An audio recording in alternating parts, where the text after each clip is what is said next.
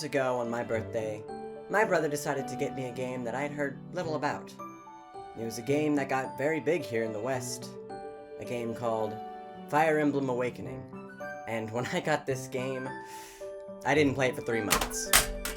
I was a kid who was 15, I wasn't good at being tactful or patient, so I didn't play it. But when I did decide to play it, it was not what I thought it would be at first. It was a wonderful game that I played hours and hours of. I beat this game 3 times over, but I did quit when I tried to beat it on classic mode, and everyone died. Some years passed, and I saw that there was going to be a Fire Emblem game on the Switch. I was looking forward to that day for so long, and when it finally came, I was hooked. And for good reason. This is Fire Emblem Three Houses. At the start of the game, you start in a dreamlike state and get to choose your character. It's kinda weird though, you only get to choose one. Odd. After this girl talks to you for a bit, you find yourself helping out these 3 students that happen to be on the cover of the game. Odd again. After a quick and easy match and combat tutorial, your character heroically gets herself killed. Yep, your character dies. Well, you should have, but that girl from earlier has time powers, and you use the world to go back and protect both you and the students. After that battle, they invite you to go back to their academy, Garrick Mach Monastery. You end up talking to this lady who says, "Oh, you might be the one. I know you're a mercenary and all, and your job is to kill people, but now you're going to teach children. Cool? Thanks." At this point, you get to meet all the students from each house. The Black Eagles, the Blue Lions, and the Golden Deer. Once you meet everyone, you have the choice of which house you will instruct. This is, by far, the biggest decision in the game. The story is split up into 2 chapters. The first half is the same for each house, but the second house is a completely different story depending on the house you chose. This alone creates so much replayability to this game, and I absolutely love it. I compare this game a lot with Persona 5 because they share a central idea, mixing out-of-combat activities with combat advantages. For example, raising a level with any of your party members can unlock the Baton Pass ability, which lets them give their extra turn to another party member. And the only way to unlock it is to spend time with them and talk with them. In 3 houses, it's not as effective, but it still grants direct bonuses to your team. Let's say Hilda here has a B-level bond with Claude, and they are both in range of this bandit.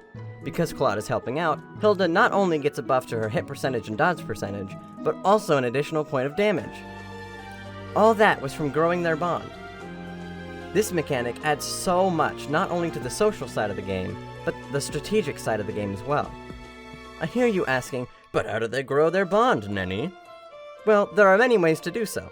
For the professor, the ways of raising someone's bond are giving gifts, returning lost items, choosing the right dialogue option, inviting them to tea, battling with or healing them in combat, and doing activities with them such as sharing a meal or leading them in choir practice.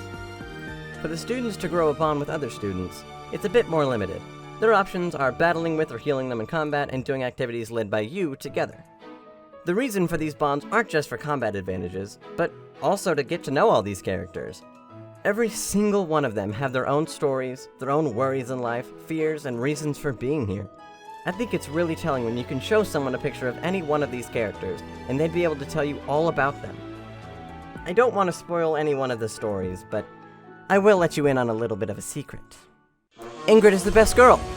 Change my mind. Oh wait, you can't, 'cause it's a fact. Anyway, let's talk about the combat. This game's combat is the main appeal for their audience. Well, it used to be. But still, it's an incredibly well-done tactical system. It's a grid-based map with each unit having a movement and attack radius. Units that use melee weapons like swords or lances usually can only attack an enemy that's 1 space away, while archers can only attack units 2 spaces away. Mages are OP. They can attack 1 or 2 or sometimes more spaces away from them. The strategy comes from knowing your units well enough to play them optimally using their range, attack power, and abilities, as well as factoring in those bond bonuses I mentioned earlier. It really creates a dynamic battlefield that requires a lot of thought in each action you do, especially in the higher difficulties. Except none of your actions are permanent. Remember earlier when we rewound time to save Edelgard and ourselves? They made that into a mechanic that allows you to go back to a specific action that was taken a limited amount of times. Fortunately, this is an optional mechanic, but it does feel a bit cheap sometimes when you could go for an attack and miss, then rewind time and attack with someone else and still use the first person's turn. That leads me into the things that aren't amazing in this game. First of all, the animations. There are like a total of 10 animations that they use for everyone's talking. This is especially noticeable when you watch the bonding cutscenes. There are some that make me laugh to myself because they look so ridiculously bad. I understand that they had to do that because of the sheer amount of these they had to make, but gosh, they look so jarring sometimes. Imagine this in real life. Hey, Celia? Did you make coffee this morning? Yeah? Why? Is it bad or something? No, it was just a bit stronger than usual. I actually liked it more. Oh, good. Yeah, I tried something new today. Really? And what is it that you did differently? I mixed the grounds in with the coffee. You what? What? You said you liked it. Yeah, right up until I get to the bottom of my cup. Well, I read online that the grounds made the cup of coffee twice as energizing.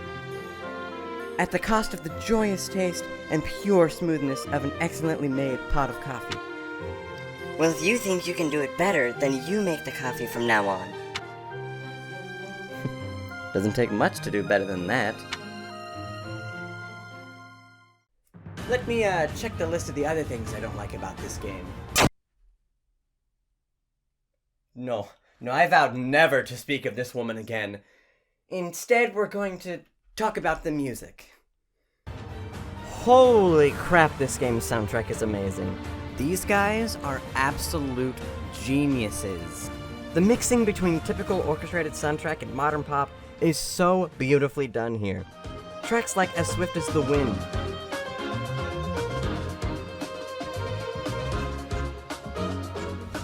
Blue Skies in a Battle,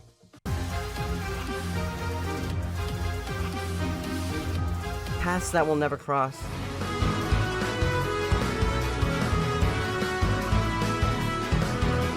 God-Shattering Star,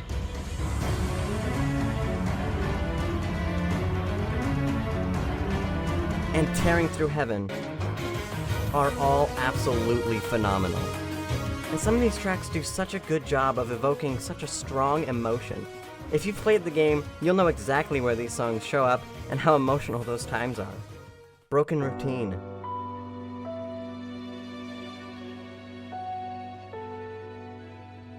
Between Heaven and Earth,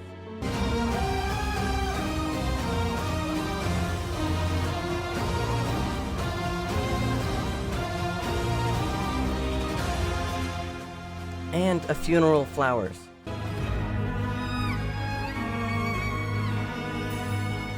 All of these songs are so powerful, and I can't believe they all came from this one game.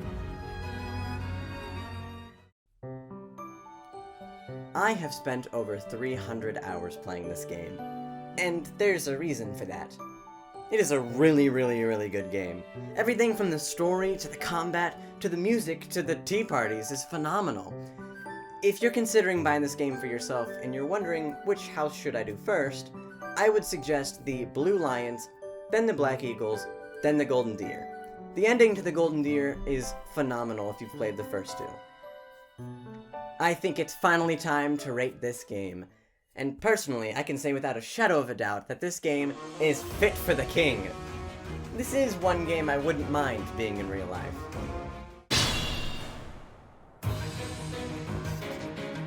I fight for the good of the nobility.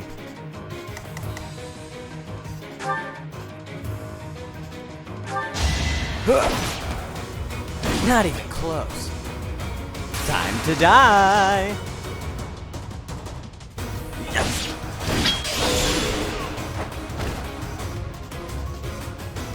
This is too easy. Give me a real challenge.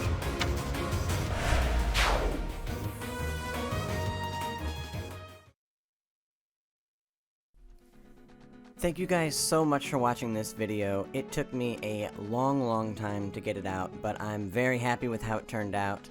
If you did enjoy, please leave a like. It does mean a lot. And if you haven't already, please subscribe to see more content like this. If you have any other ideas for any other royal reviews, I would love to hear them. I love making these, and people seem to like watching them. I also have a Twitch now, where I try to stream at least twice a week. And if you haven't already, go ahead and give that a follow. The link to that is in the description below. Thank you very much for watching, and I'll see you on the next video.